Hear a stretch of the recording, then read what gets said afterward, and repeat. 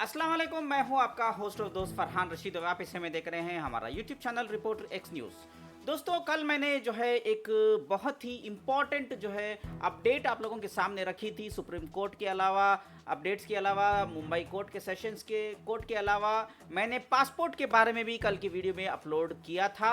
लेकिन कहीं ना कहीं जो है नौहरा शेख ने जो है एक चाल चल के जो है उस कंटेंट को जो है वो वीडियो को हटा दिया था।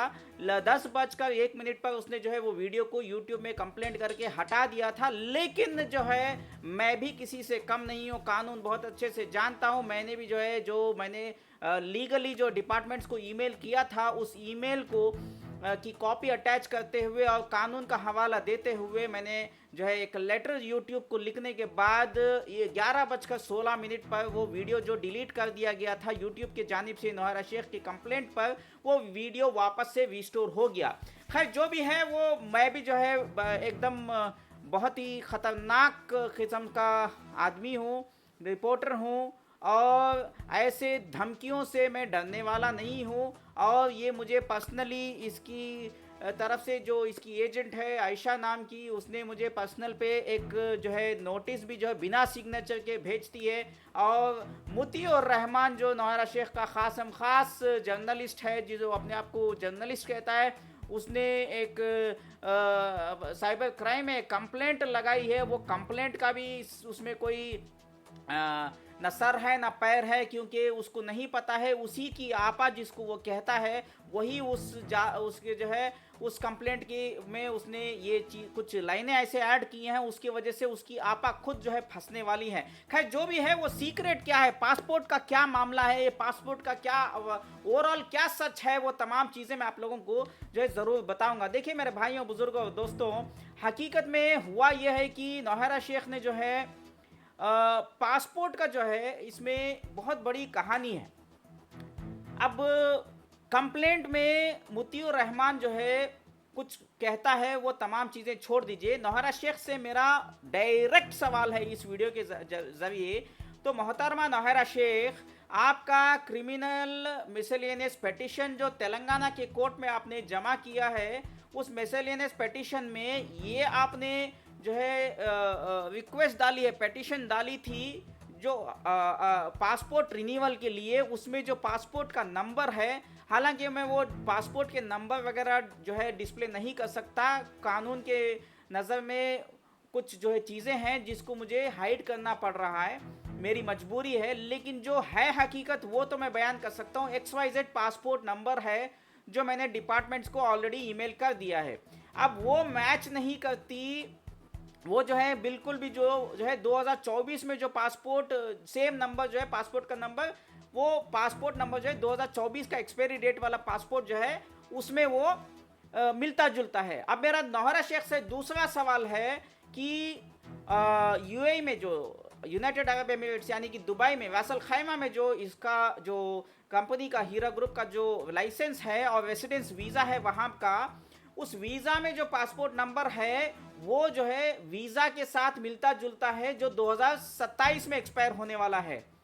अब इसके बाद ये एक्सपोज होने के बाद मुतीउर रहमान कंप्लेंट में ये कहता है कि देखिए ये जो पासपोर्ट का जो सिलसिला है वो हालांकि दोनों एक ही पासपोर्ट है, लेकिन पेजेस ख़त्म होने की वजह से जो है पासपोर्ट को जो है ज़्यादा पेजेस वाला जब पासपोर्ट बना है तो पासपोर्ट का नंबर जो है बदल गया।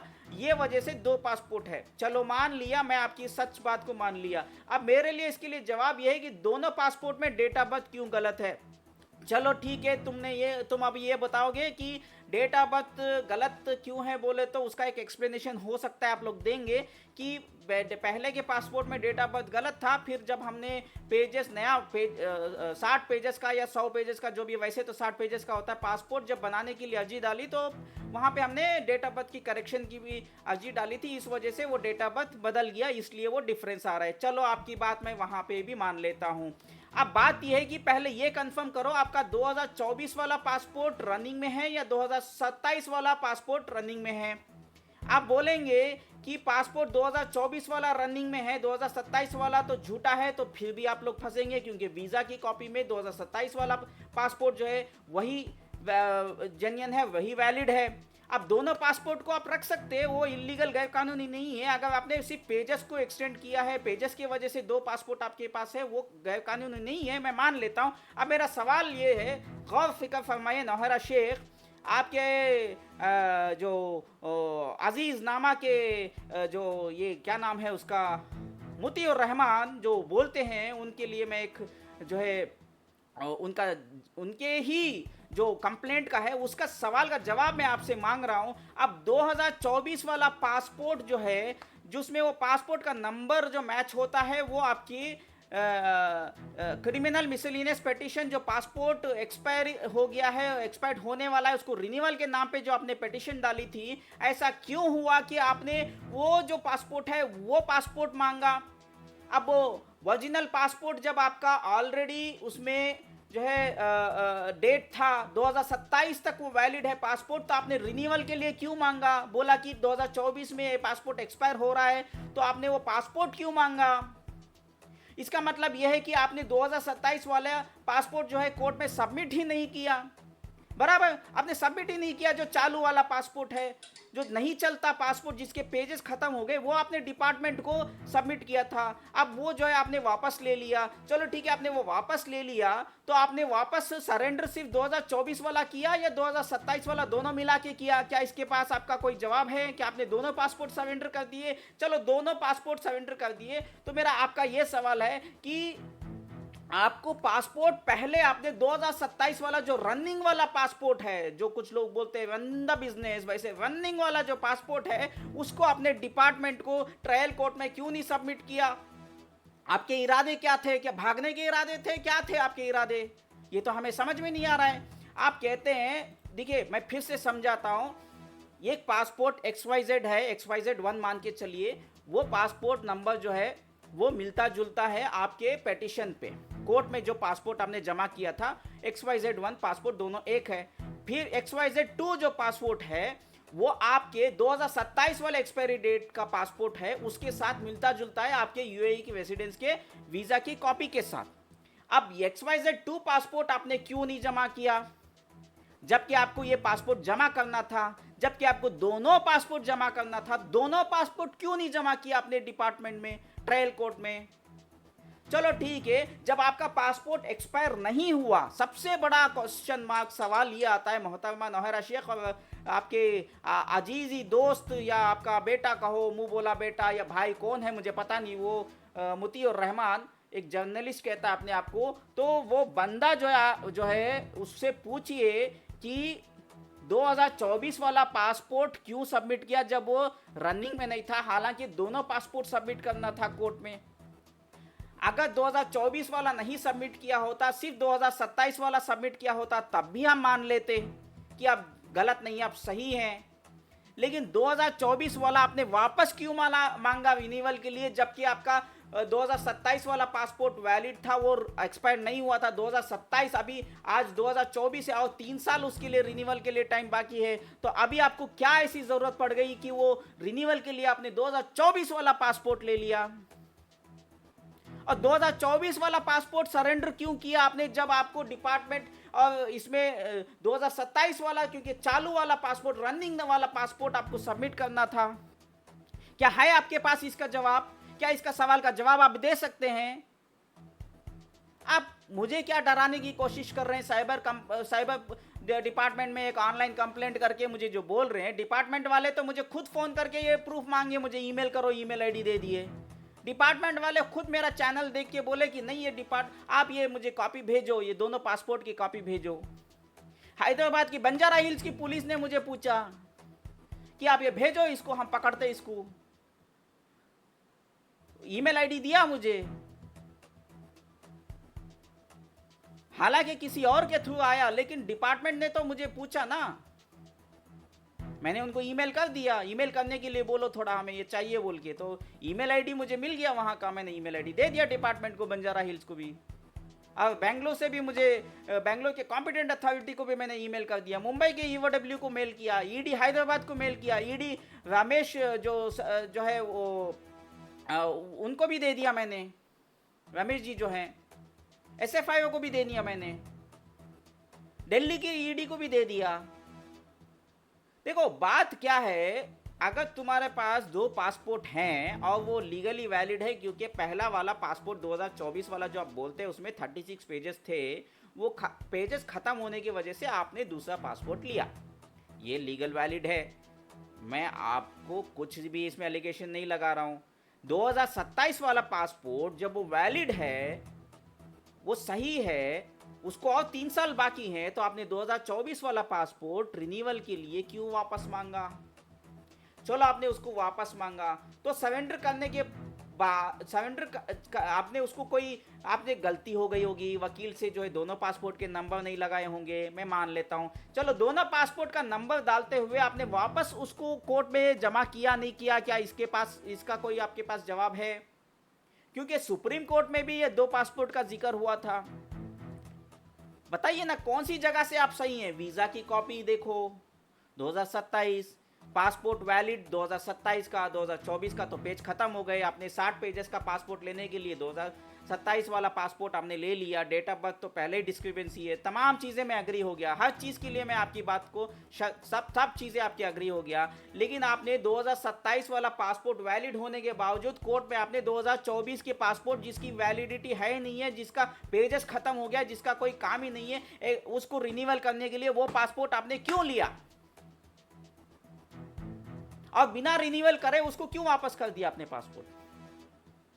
है कोई जवाब आपके पास? पहले ये सवालों का जवाब ढूंढो, बाद में फरहान रशीद के ऊपर कंप्लेंट या फरहान रशीद के ऊपर कोई लीगल नोटिस भेजते। लीगल नोटिस तो आपने भेजा ही नहीं, सिर्फ एक बिना सिग्नेचर के एक उठा के एक पेज भेज दिया। इससे क्या हासिल होने वाला है? अरे लोग पैसा मांग रहे तुमसे, तुम पैसा देने के बजाय ये तमाम चीजों में तुम्हारे लिए दिमाग है, पैसा देने के लिए तुम्हारे पास दिमाग नहीं है। अरे गरीब लोग हैं बेचारों, मैं ऐसे ऐसे लोगों से बात करता हूँ जिसकी जो है बेटी की शादियां रुक गई हैं, गरीब लोग हैं, शौहर नहीं है, शौहर गुजर गया, अभी एक अकेली औरत जो है बच्चों को पाल रही है, स्कूल की फीस नहीं दे पा रही है। एक मोहतरमा ने बोला, उनका नाम लेना पसंद नहीं करूंगा, उनका घर पूरा उजड़ गया, उनकी बेटी की शादी को एक ही जोड़े में भेज दिया, उसके बाद उसकी बेटी वो बहन की बेटी वापस घर नहीं आ रही है, दूर हो गया रिश्ता। उनका बेटा जो है पढ़ाई के लिए पैसे नहीं है, पूरा पैसा उन्होंने जमा कुंजी नहारा शेख को अमानत दे दी, और वो नहारा शेख आज तक पैसे नहीं दे रही है, और वो अकेली औरत क्या करेगी बेचारी, हमारी बहन क्या कर रही है? तुम ये दिमाग तुम जो ये इस्तेमाल कर रही हो, इससे साफ समझ में आ रहा है कि तुम भागने के लिए कोशिश कर रही हो, तुम भागने की कोशिश कर रही हो। क्या पता क्या, देखो मतलब तो साफ है, जो पासपोर्ट किसी काम का नहीं है वो पासपोर्ट तुमने कोर्ट में क्यों जमा किया? चालू वाला पासपोर्ट तुमने अपने पास रखा, तो इसका मतलब क्या है कि तुम भागने वाली है। इसे तो समझ में आता है, इसका दूसरा कोई है क्या मतलब? है ही नहीं है। अरे तुम क्या डिपार्टमेंट में कंप्लेंट करोगी? मैंने तो ऑलरेडी डिपार्टमेंट में तुम्हारे तमाम चीजें खोल के रख दी है, आओ मेरे पास, सबूत के साथ देता हूं। खैर जो भी है, अब तुम सवाल का जवाब अपने अगले वीडियो में दे दो, पब्लिक के सामने रखो। वीडियो देने से पहले पहले पैसे दे दो, ये सवाल जो है ये जो भी हम पूछ रहे वो बंद हो जाएंगे। इन्वेस्टर्स का पैसा कोर्ट में जमा करो, सुप्रीम कोर्ट में 580 करोड़ तुमको जमा करने को बोला गया, वो कहां है? वो 580 करोड़ पहले जमा करो।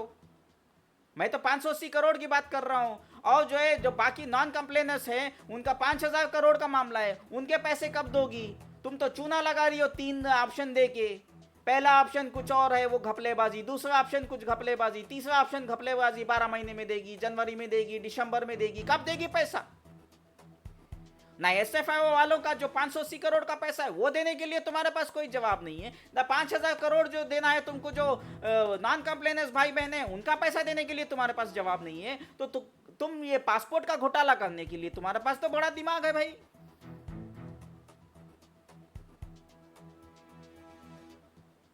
बताओ, आप लोग पूछो, सवाल पूछो इन्वेस्टर्स भाइयों बहनों, चाहे आप एसएफआईओ के इन्वेस्टर्स हो या नॉन कंप्लेनेंस भाई बहनों, सब लोगों का ये सवाल बनता है। ना तो कोर्ट में 580 करोड़ जमा कर रही है, ना ये जो बाहर जो है जेल से बाहर आके दूंगी नॉन कंप्लेनेंस को वो पैसा देने की बात करती है, सिर्फ जो है घोटाला करती जा रही है, कुछ ना कुछ तो लोचा खड़ी कर देती है।